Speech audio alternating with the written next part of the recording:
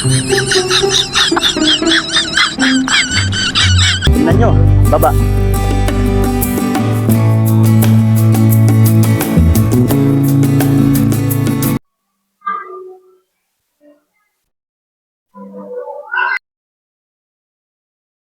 We keep on moving, we keep on moving along. Mga kalakwatsa, biyahe tayo papuntang Monte Maria.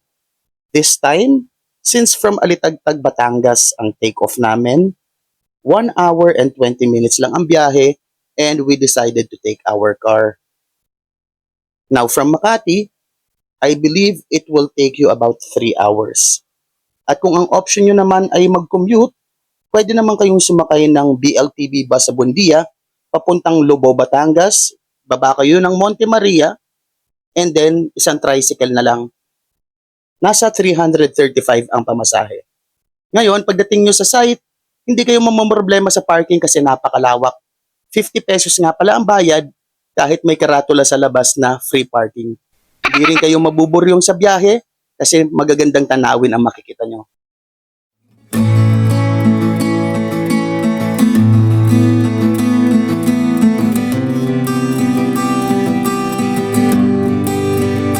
Good morning mga kalakwatsa! Isa na naman pong episode para sa BPO Budget Travels and Adventures Gala. So, nandito tayo ngayon sa Batangas City, sa Monte Maria. Yan.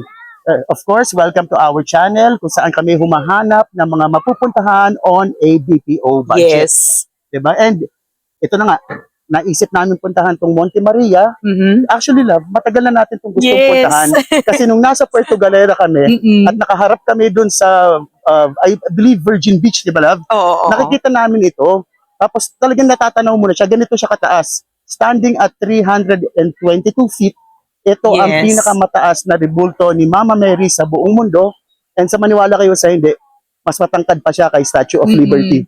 Imagine na, nasa Puerto Galera tayo, love. Ibang isla yun dito sa Batangas, pero natatanaw natin. Ganun kalaki yung rebulto ni Maria. Ayan. And I believe, aakit kami ngayon, aakit kami mamaya dyan kay, dun sa Monte Maria.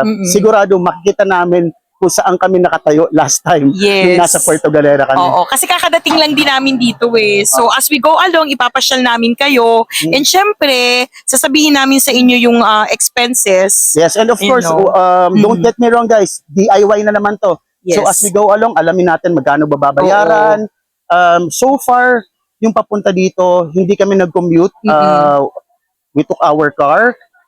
It's about 3.5 hours drive from Metro Manila.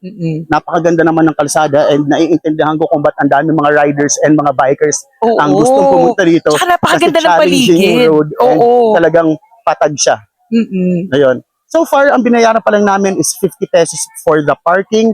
Yes. Papakita namin napakalawak ng parking niya. I don't think nahihirapan kayo mag-park dito. So it's ideal kahit malaki pa yung sasakyan yung dala nyo. Goods na goods yun. So Ayun. ano pa, love? So, tara, ipasyalan natin sila. Let's go! Let's go!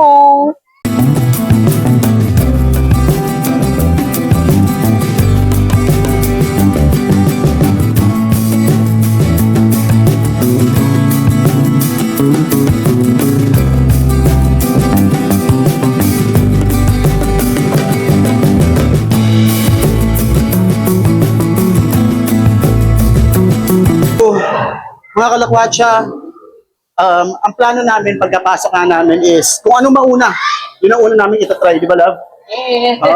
And ang unang bubungad sa inyo is yung glass walk. Yep. So nagbayad na kami para dun sa glass walk lang mismo, 300 pesos yung entrance. And then dun daw siya sa third floor. Ito na, glass walk ba?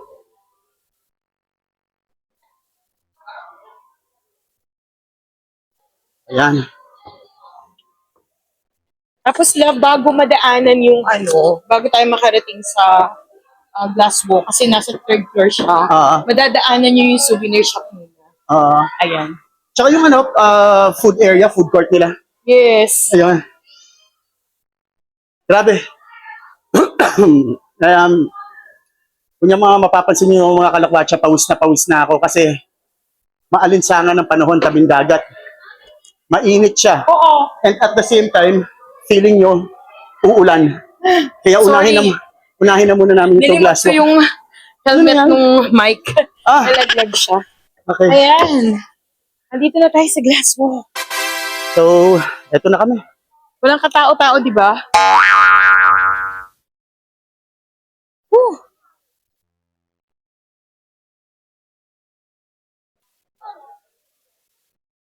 Entrance. No joke, mainit siya. Mm-mm.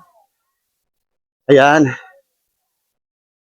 Sige, pipila muna kami sa pagpasok and then magkita tayo pag nandun na kami sa loob na or naglalakad na kami sa glass walk.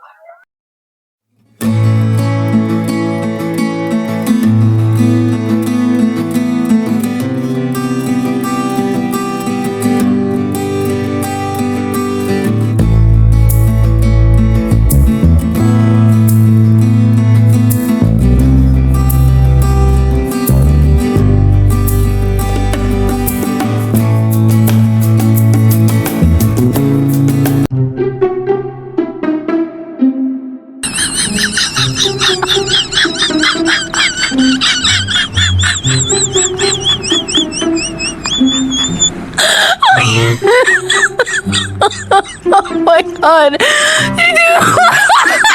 Kaya yan, diretso lang. So mga kalakwatsa, eto na nga ang skywalk dito sa Monte Maria. Ang ganda niya, very scenic. Piece of advice, magdala lang kayo ng mga pamalit na damit kasi mainit. And kung ayaw nyong matakot, huwag ka lang titingin sa baba. Kasi, tingnan nyo, baba. Tara, punta pa tayo dun sa mas mataas pa na part.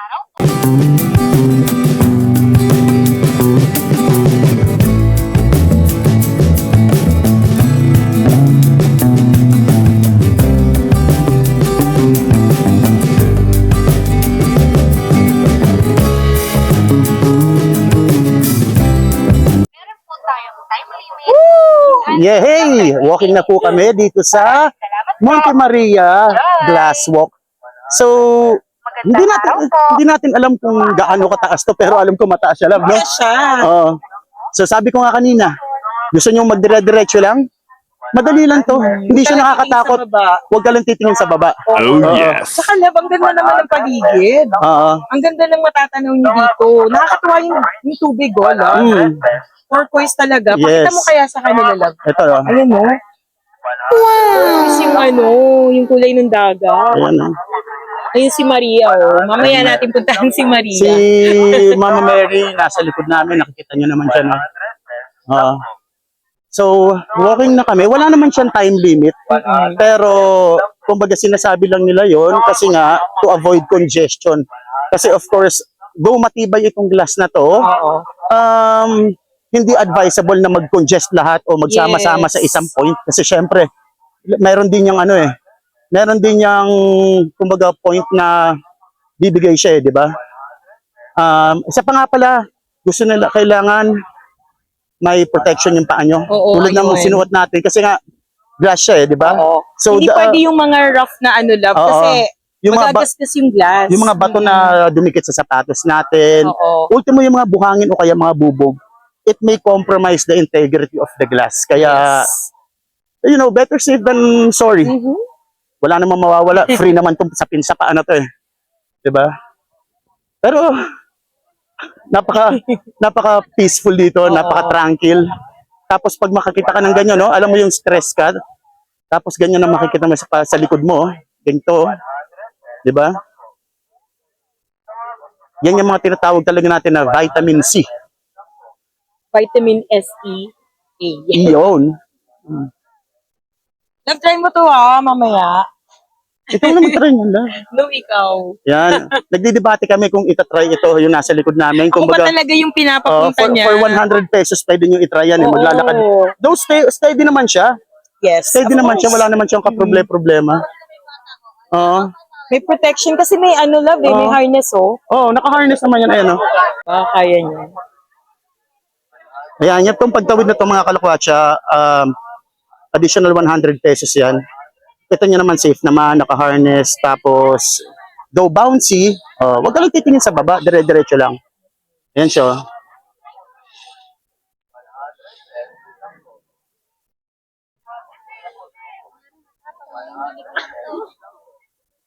Mga kalakwatsa, ito yan. Ito yung ito, wall mirror ito. So, ito yung view sa baba.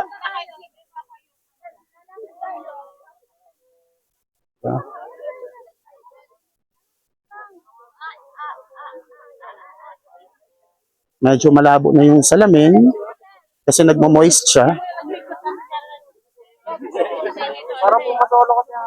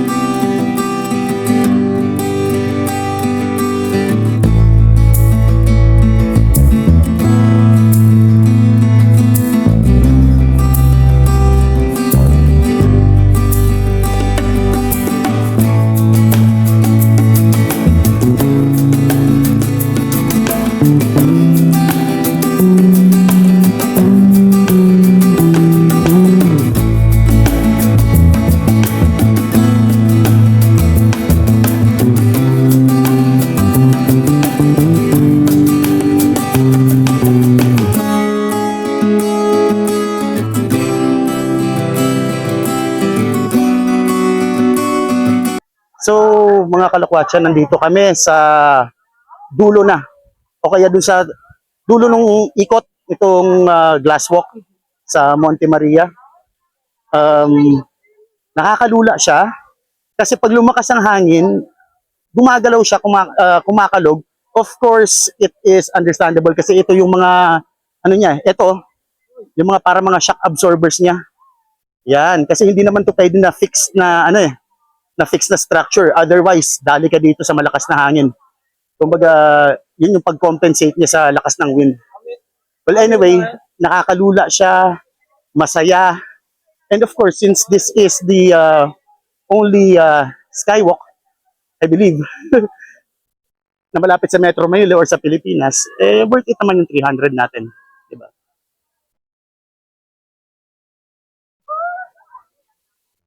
Ayan na. Dito na ulit kami. Atag na ulit. Ravi. Hello. So medyo umiinit na. It's almost 10 o'clock in the morning.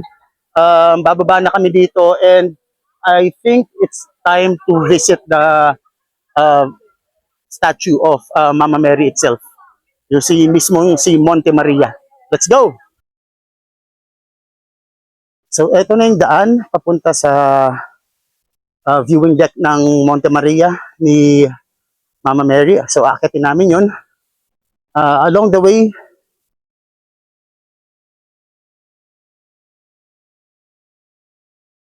makikita niyo itong mga capsule na to. Actually, these are accommodations. Pero if I'm not mistaken, hindi pa siya bukas ngayon. Ito sila ba? Medyo hinihingal.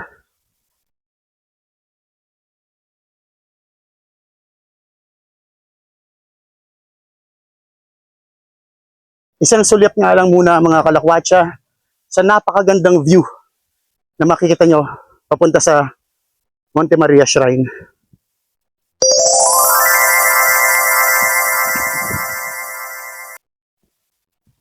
Spectacular, di ba?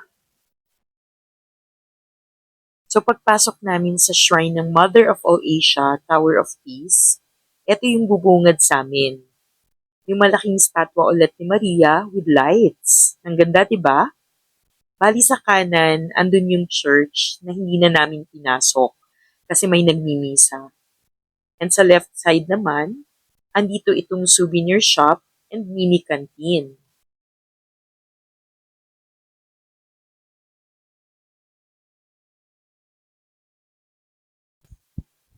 In fairness, marami din namang pagpipilian. So, ayan. Pwede kayong mag-check ng pampasalubong nyo sa family and friends nyo. Ayan. Eto kami ni Love while waiting for our turn to ride the elevator paakyat ng 17th floor. Excited na kami makita kung ano yung itsura sa taas. Promise. So ayan, waiting lang kami. And finally, eto na kami. Nasa loob na kami ng elevator. So ayun na mga kalakwatsa, andito na kami sa viewing deck ng Monte Maria. So kung Yehey! mag-elevator kayo, Mhm. andito siya sa 17th floor. Bali 17. Kumbaga yun, ganun siya kataas. Imagine Yes. nyo lang, 17 Ang tagal na di ba, Love, kanina? 17th floor siya. Yan. Kanina nung sakay ako ng elevator, sabi ko, Love, ang tagal natin na nasa loob ng elevator kasi nga, ganito siya kataas. Mhm. So ito yung, dito nyo makikita yung bird's eye view ng buong Monte Maria. Ayan, Oo. Love, di ba? Yun, makikita natin sigurado dyan, Love. Aside from Batangas, Mhm. Mindoro yung ibang islands na nakikita natin dyan. Ano? Oo. Ayun. Yung kinukwento nga namin sa inyo kanina, mga kalakwatsa, di ba yung nandun kami sa Puerto Galera, and then nakikita namin itong Yeah. shrine. O ngayon, nandito naman kami sa Batangas. Yung Puerto Galera. Silipin naman natin yung Puerto Galera. Puerto Galera naman yung titingnan namin. Let's go!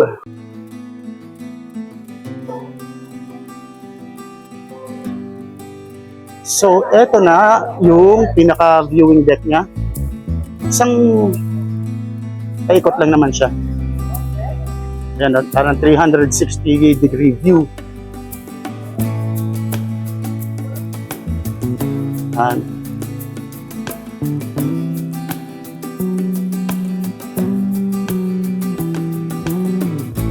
Tapos pag nandito kayo sa pinakadulo, ito yung shrine ni Mama Mary.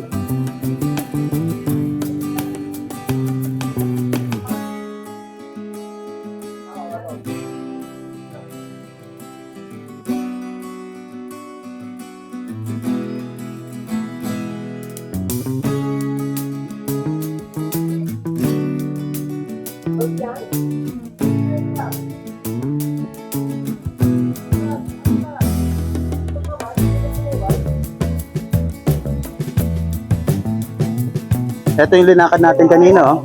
Galing dito sa taas. Yung skywalk. Tapos dun yan, yung mga dulong isla na yan, Puerto Galera na yan. Ito Batangas tayo, mga nakikita nyo malapit-lapit.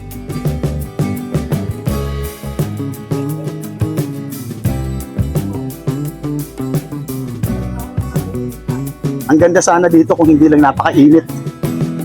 So, mga kalakwatsa, siguro ideal talaga dito pag pumunta kayo ng mga pahapon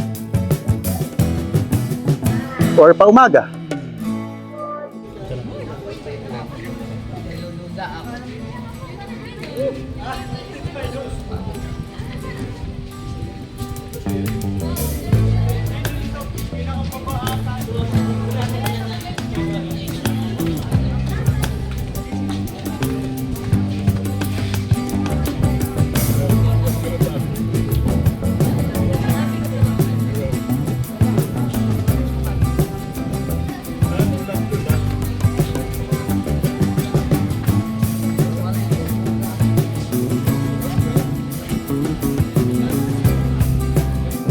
So mga kalakwatsa, pagkatapos pa pala ng viewing deck, meron pang mas mataas.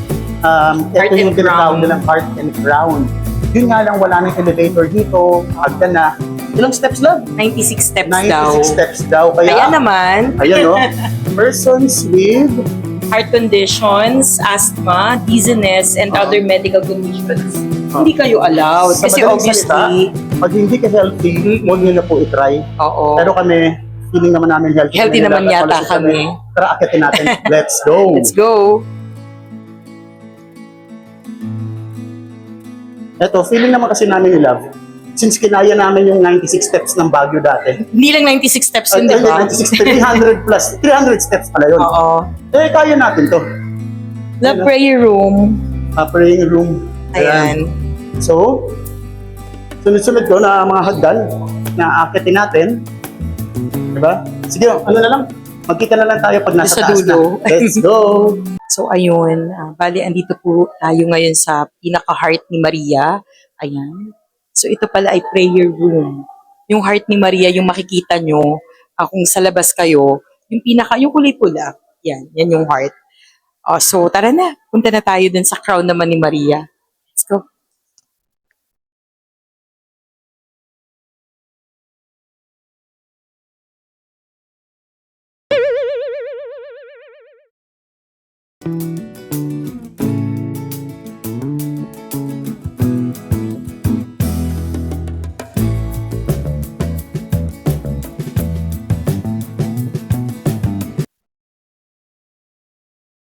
So, hindi ko alam kung kasama pa to sa 96, hindi ako nagbilang. Pero ito yung pinaka nakakapagod na part.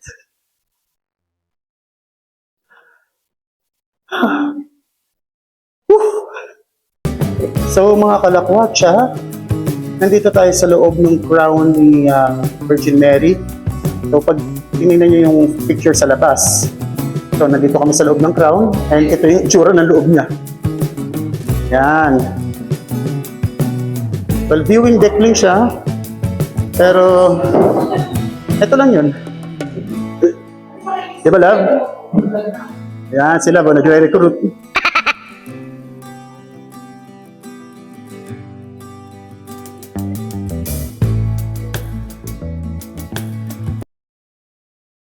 So, eto naman yung pila pababa ng viewing deck ni Maria.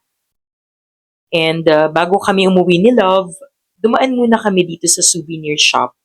Which is, ito yung building kung saan nandito yung glass walk. Ayan. So, eto yung mga makikita natin dito. Mga souvenirs or pwedeng pampasalubong. Bali, dumaan kami dito kasi si Love, naghahanap siya ng magnet. Ayan. Kaya lang, wala pa silang customized na Monte Maria souvenirs. Siguro kasi dahil, under development pa naman ng Monte Maria. So, ayan. Pero I believe eventually, magkakaroon din sila ng personalized na souvenirs. Nakita nga namin dun sa video kanina, eventually magkakaroon din daw ng water park dito. Panalo, di ba? Ito naman ang 90 Fantasy at Dream Maze na hindi na namin pinuntahan. Kasi kung mapapanood nyo yung previous video namin, napuntahan na namin ang same theme na 90 attraction, kagaya nito. So, ito naman yung mirror deck and obviously, hindi na rin namin pinuntahan kasi malapit na kami maprito ni Love. And syempre, hindi kami uuwi hanggat hindi natitikman ni Love ang aming pinagmamalaki dito sa Batangas, Nagoto, Batangas. So, ayun na nga mga kalakwatsa. It's lunchtime and ayun. Dinala ko si Love dito sa place dito sa Batangas kung saan pwede kaming kumain ng goto. Ayan. Kasi hindi nyo natatanong, sa amin dito sa Batangas, sikat ang goto at saka ang lomi. Ayan. So, yung Kakaiba, goto love, no? Yung goto Batangas, wala siyang kanin. Ngayon ko nagulat lang si nalaman. Love kasi sa Manila May kanin. may kanin, may rice yung goto. Sa amin wala. Para siyang lugaw lang na may laman loob. Dito, Laman loob lang. nawawala yung kanin. Sabaw Laman lang loob siya. at sabaw lang. Ayun lang ang meron dito. Ayan. So, ayun Love, anong masasabi mo sa lakad natin? Yun, quick review lang tayo or quick feedback lang dun sa naging lakad natin. Well, since siya ang pinakamataas na statue ni Virgin Mary, at least, alam mo yun, worth na bisitahin naman siya. At least makita nyo. Pero, alam mo yun, the place is still in development. Na pag pumunta kayo dun mga kalakwatsa, ang dami pa nyo pang makikita na dine-develop nila. Oo. Magkakaroon pa nga daw ng water Water park. park. Tapos hindi pa bukas yung mga accommodation. Siguro give it about 2 or 3 years, magpo-full bloom na yan. Tapos makikita na natin yung finished product niya. Pero siguro sa ngayon, habang mura pa siya, worth it na dayuhin natin. Oo. As in. At saka pag nandun ka, Mura lang. napaka-peaceful, di ba? Parang sisilipin mo, nandun yung makikita mo na yung Mindoro, yung mga ibang isla na nasa ibang parte na ng Oo. Pilipinas dahil ang taas nga niya. At saka hindi siya mahal. 300 for the Mura glass lang walk. talaga siya. And then 150 to get on top of the shrine itself. Oo. Affordable na siya. At saka something new siya, Love. Oo. Hindi siya kagaya ng... Dito kasi marami ng amusement parks, maraming pasyalan like mall, beaches, water parks. Doon kasi, kakaiba. Kasi ang nakita kong ganun, nag-glass walk sa China eh. Oo. So, dito sa Pilipinas, nag-iisa pa lang siya. Tsaka sa sa Grand Canyon meron din. Yun ang pinakauna. sa Colorado. I mean, sa Grand Canyon. Ay, Oo. wow. O, diba? Well, anyway, yun na nga, hindi nga siya mahal puntahan. Nandito lang siya sa Batangas. It's just 3 hours travel time. So, pag hindi Maganda pa kayo siya. nakakapunta, worth it siya puntahan. Maganda siya, guys. Punta Oo. kayo. Yun nga lang, magdala kayo ng extra clothes kasi mainit talaga. For some reason lang, ang Oo. init ng Batangas City. Mainit. Kakaiba siya. Batangas City ang pinakamainit na part ng Batangas. Ayan. Ayan. So, Oo. ayun. Siguro ang ano lang, siguro, hindi naman negative feedback, pero opportunity siguro. Yung souvenir shop nila, sana naman magkaroon ng something na, alam mo, it will tell you na galing ka dun Oo. sa Monte Maria. Sana eventually, love, no? Oh, hindi katulad kasi yung mga nakakita mong merchandise dun eh. It's not really related to the Not place related. itself. Oo. Mga keychains, pero walang yung, ina-expect namin yung parang may ano ni Monte Maria. Yun. Ganyan. Siguro at saka mas maganda maaga sila pumunta kasi nung umalis kami, ang dami na, puno na ng tao. Tsaka Sunday On din a kasi, weekend. love. Yes. Feeling ko pag weekends, mas Oh, marami talaga plus may misa pa, di ba? So kung gusto nyo na medyo parang kukunti yung tao, try nyo ng weekdays. Yan. Okay. So mga kalakwatsa, pag gusto nyo ng mga ganitong types of video, please do not forget to like, share, and subscribe para makagawa pa kami ng mas maraming content. Thank you very much for supporting the channel. Bye-bye!